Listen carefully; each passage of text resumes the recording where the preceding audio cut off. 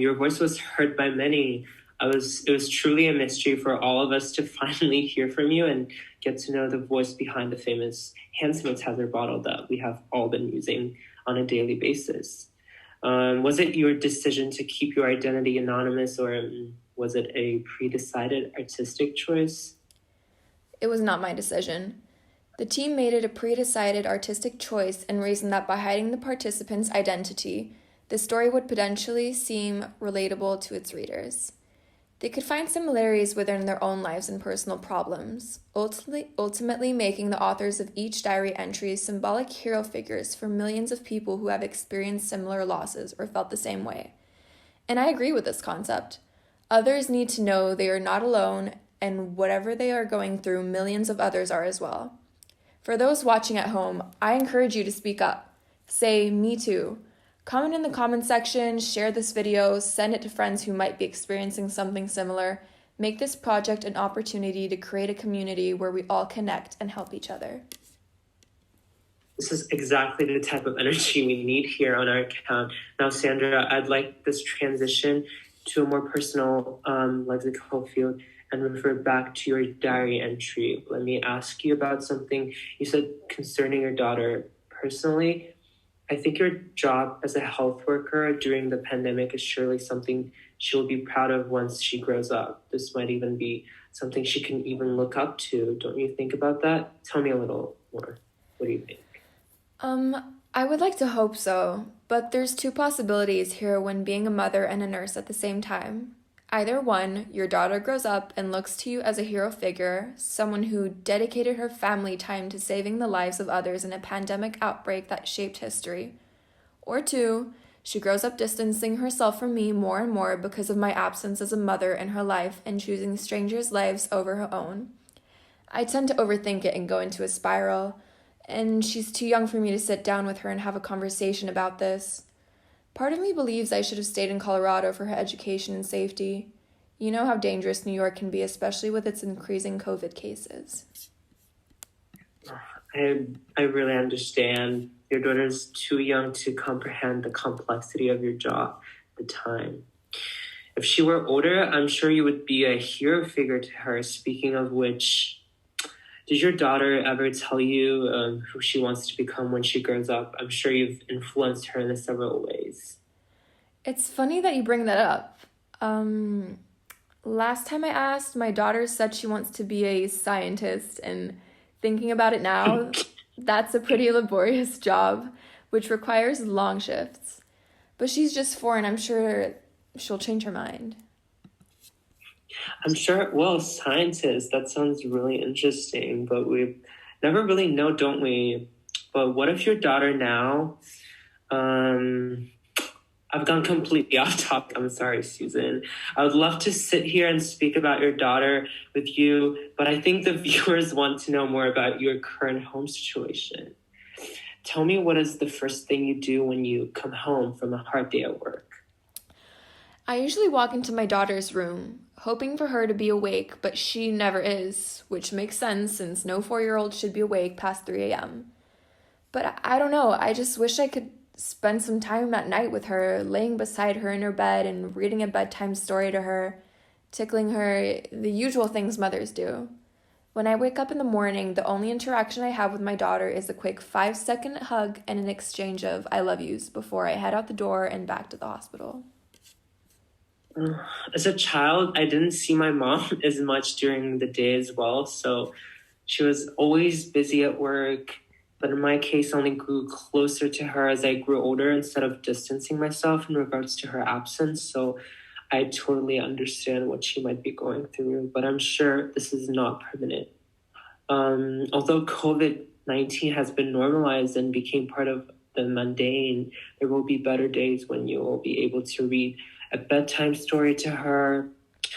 Now, Sandra, I'd like to quote a phrase from your diary entry, if you don't mind, of course. Go John ahead. always attempts to console me, saying I'm hero working for the state. Is there an internal conflict between you and your husband? I understand being a healthcare worker is extremely hard, yet how do you manage to sustain your marriage and stay in touch with your family? Sustaining a marriage and a healthy family bond is almost a full-time job in itself.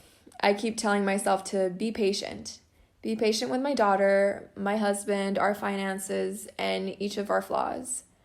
I would say communication is key, but I'd be hypocritic in criticizing my own behavior. At the moment, my marriage isn't in the best place, although my husband and I have recently gone to couples therapy and it's been helping immensely. That's great, Susan. I'd like to ask you now about what the environment at work is like. I imagine it must be extremely stressful. Give us some insights. Is it possible for me to add a colleague of mine to this chat? Her name is Helen, and she's a nurse working at the same hospital in the 176 COVID station. I think you might want to hear from her. Yes, of course. I'll make you host, and you just need to request her Instagram handle. Hey everyone! Sandra requested I come on this chat for a few minutes to talk about my experience at the New York Presbyterian Hospital. I've worked there for 3 years now, and recently I've seen all my former colleagues resign from the hospital like zoo animals being let out of a cage. They just want to escape that working environment. They want to escape the stress following the daily morning announcements that the hospital is once again running low on remdesivir and hospital beds, or the back pain we get from constantly bending over to sanitize medical chairs and equipment. I never saw this coming. I don't think any of us did. No, not at all, Helen. Exactly. And just having to cover myself in protective clothing layers like some science fictional movie character is a struggle. I always get weird stares from patients, and I'm worried I scared off young children who come in for checkups. I must have also lost some weight from running around, and I'm 57. Not to mention we barely are given lunch breaks. And the stress and lack of sleep has made my appetite disappear. When it comes to the fatalities themselves, New York nurses are a little tougher. Sorry, Sandra, but our city does record for high levels of gun violence. We are used to sudden deaths, but COVID is a slow killer. And I beg everyone to please follow the safety measures and sanitize your hands. Thank you, Helen. Now, where was I? Right. We have been getting a lot of messages from people to do an Instagram live with one of the voices behind the bottle loss hand sanitizers. As the public anticipated to know the real faces behind the diary entries, we're finally here now, speaking with Sandra Guerrero, a nurse, a mother, and a loving wife whose story inspired many of you out there. So we all encourage you to go share and read more about the project. It's crazy to me, but I read your entire entry almost every day as I pull the hand sanitizer out in the metro. Every time I read it, however, I kept wondering how it feels to be compared to an angel. When my former patient, Audrey, called me an angel, I felt this rush of euphoria that I just couldn't explain. It makes me proud of being a healthcare worker. Although that wasn't the first time I was called an angel. In fact, my daughter has made some drawings of me as a nurse with angel wings. When I asked her what they were, she grabbed this blue coloring pencil and wrote angel beside the figure. I really can't explain how this makes me feel. On days where I have no motivation left, I just think back to times like these. It's what gets me through the day and makes me feel like I have a duty to protect others, and I can't fail at that. Thank you so much, Sandra.